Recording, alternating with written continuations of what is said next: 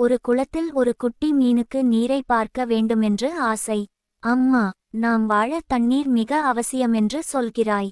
அந்த தண்ணீர் எங்கே இருக்கிறது? எனக்கு காட்டு எனக் கேட்டது.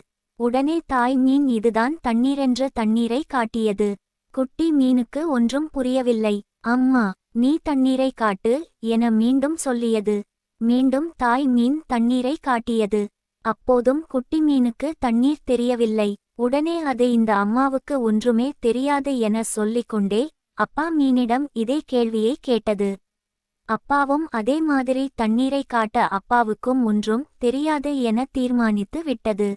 பிறகு உறவினர்களிடம் போய் இதே கேள்வியை கேட்டது. எல்லோரும் ஒரே பதிலையே சொன்னார்கள். திருப்தி அடையாத குட்டி மீன் யாருக்குமே ஒன்றும் தெரியாது என்று தீர்மானித்து இறுதியில் உருவத்தில் பெரிய திமிங்கலத்திடம் வந்து தண்ணீரை காட்டச் சொன்னது.